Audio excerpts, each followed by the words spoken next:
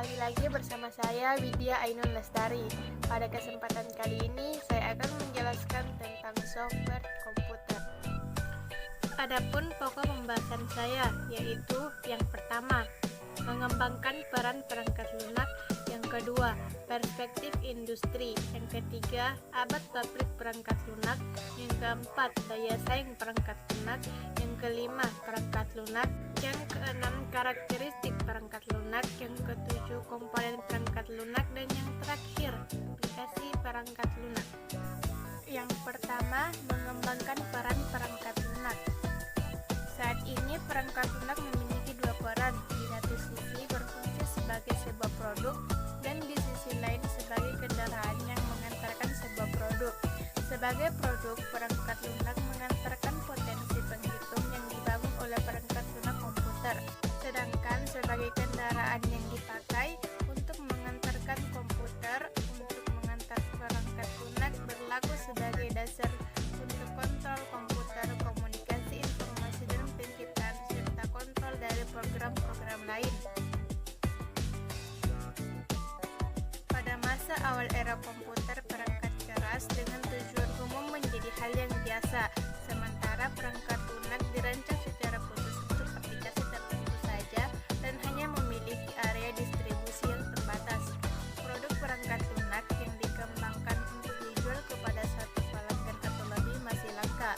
Kebanyakan perangkat lunak dikembangkan dan digunakan oleh orang atau organisasi yang sama. Pada daerah ini tidak ada pendokumentasian. Pada era pertama ini terdiri dari yang pertama, orientasi bah, yang kedua distribusi terbatas, dan yang ketiga perangkat lunak Cortunice. Era kedua, evolusi. Sistem komputer melingkupi dekade pertengahan tahun 1960 dan 1970-an. Sistem multiprogram dan multi-user memperkenalkan konsep baru interaksi manusia dengan mesin. Teknik interaktif membuka sebuah dunia aplikasi baru yang ditingkatkan kecerdasan yang baru pula. Sistem real-time dapat mengumpulkan, menganalisis, serta mengubah data dari banyak sumber sehingga proses pengontrolan output dan input tidak berada dalam skala menit, melainkan detik. Era kedua ini terdiri dari multi-user, real-time, database, dan perangkat lunak produk.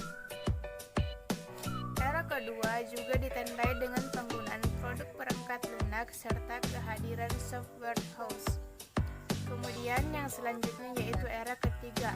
Era ketiga ditandai dengan evolusi sistem komputer dimulai pada pertengahan 1970-an dan berlangsung lebih dari satu dekade penuh.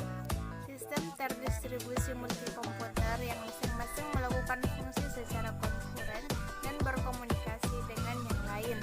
Kesimpulan dari era ketiga ditandai dengan kehadiran, penyebaran, pemakaian mikroprosesor. Era ketiga ini terdiri dari sistem distribusi, embedded intelligence, dan yang terakhir perangkat keras biaya rendah. Kemudian yang terakhir yaitu evolusi sistem komputer era keempat, menjauhkan kita dari komputer individual dan program komputer dan menuju pengaruh kolektif dari komputer dan perangkat lunak.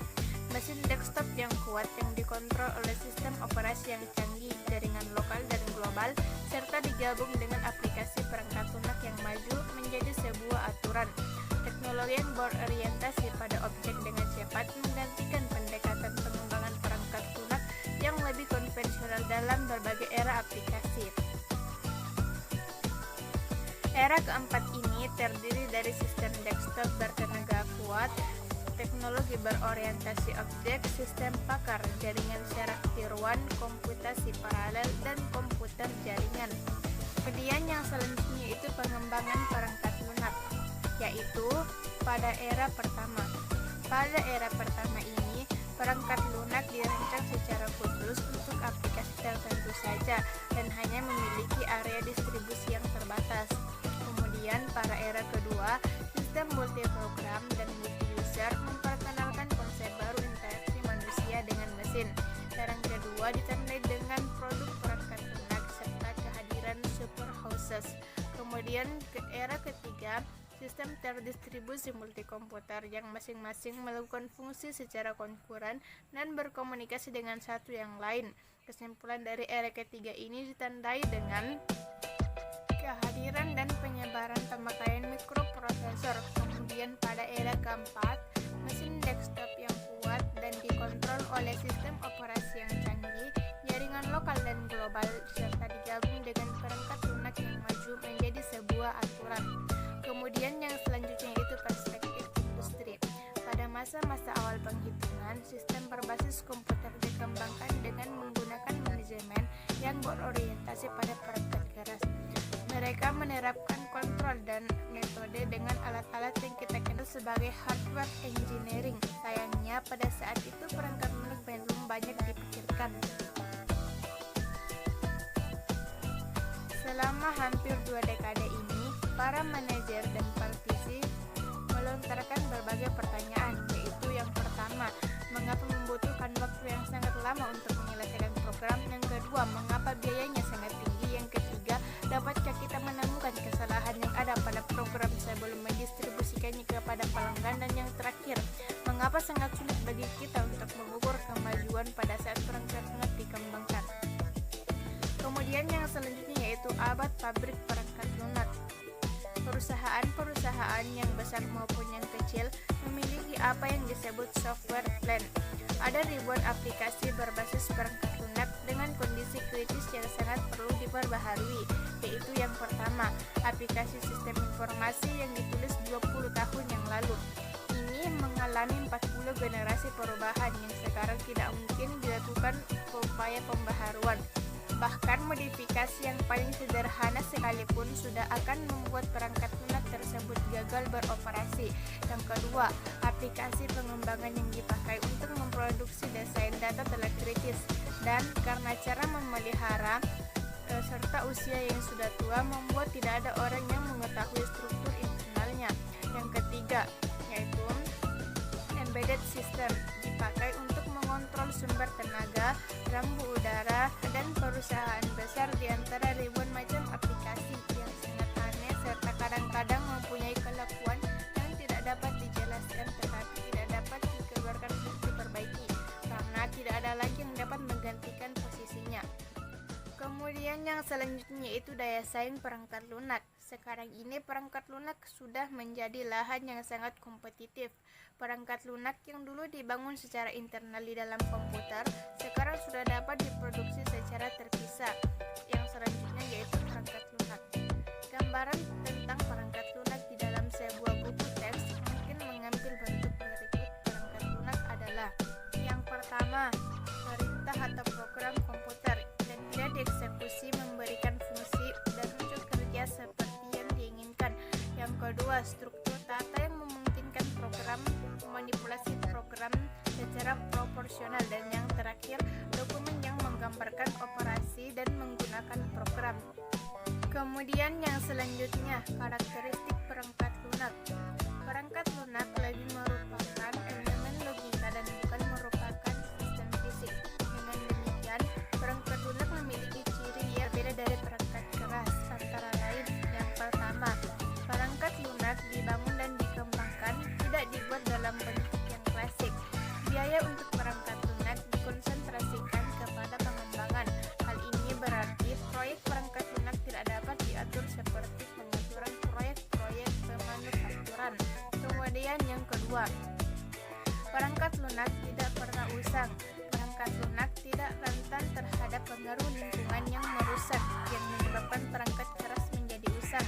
Selama hidupnya, perangkat lunak mengalami perubahan. Aspek lain dari keusangan menggambarkan perbedaan antara perangkat keras dan perangkat lunak.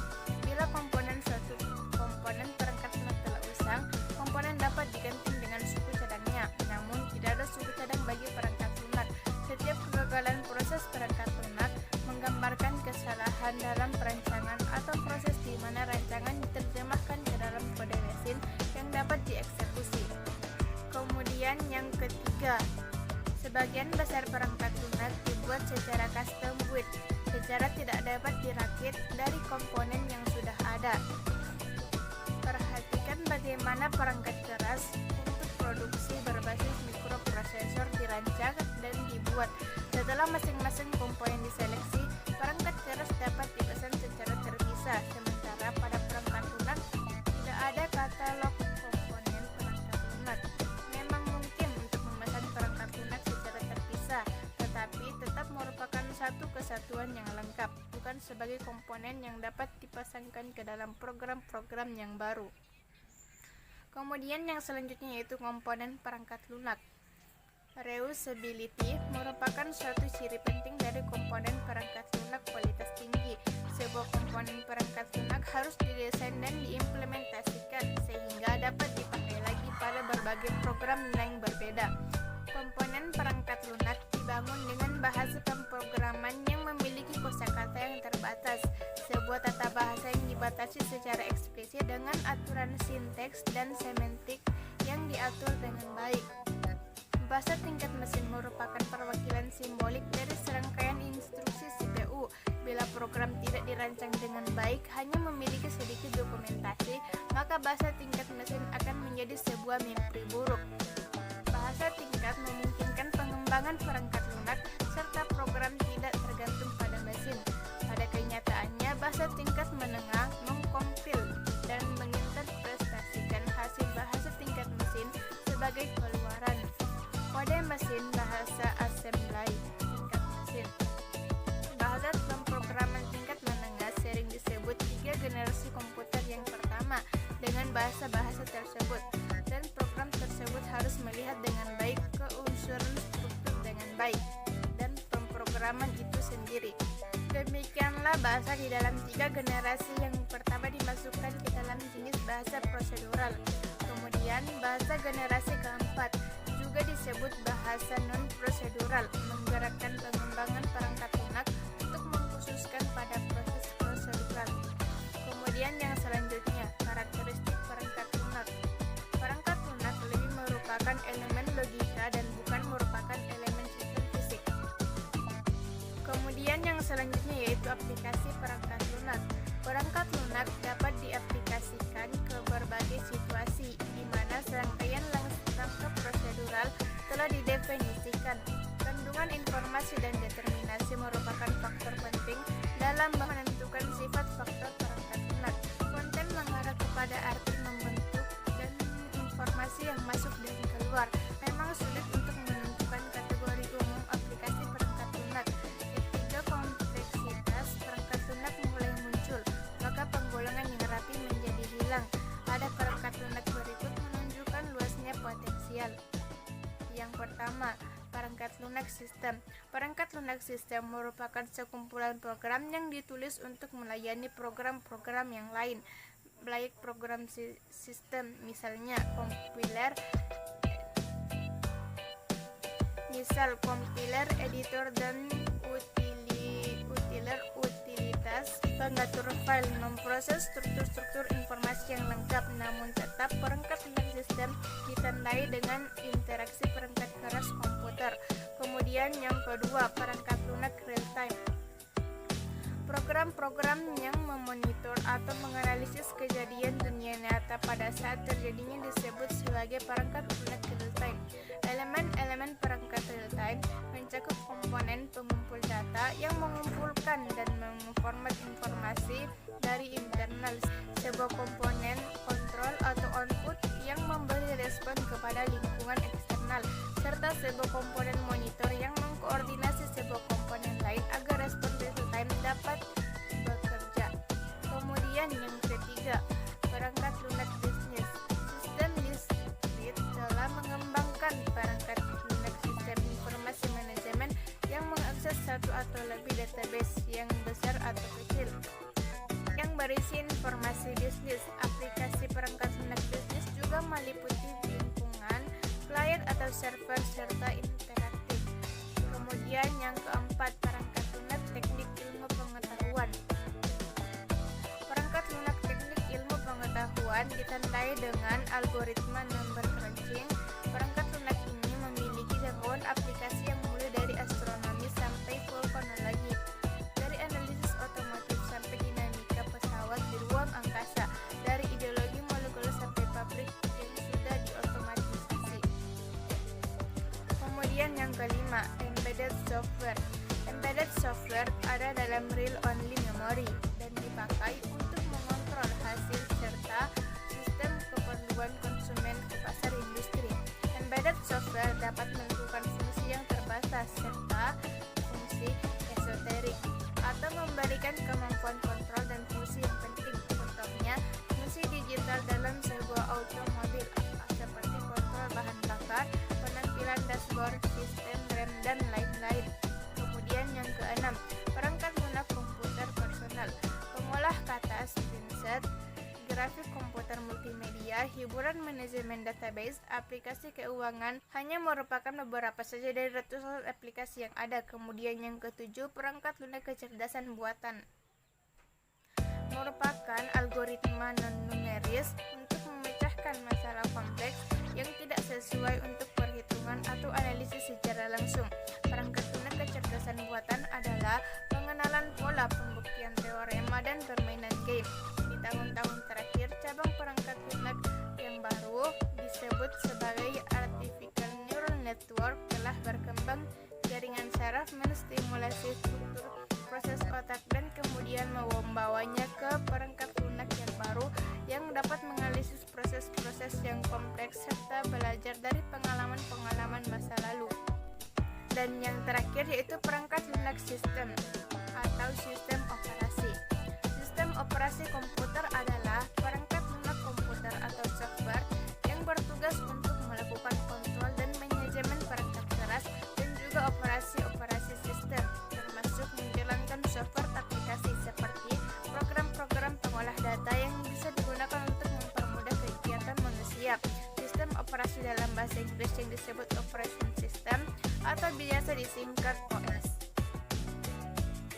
Yang pertama, sistem operasi adalah kumpulan program yang bertindak sebagai penghubung antara pemakai perangkat lunak dan perangkat keras sistem sehingga sistem komputer mudah dipakai dan dapat digunakan secara efisien. Kemudian yang selanjutnya yaitu komponen-komponen sistem komputer.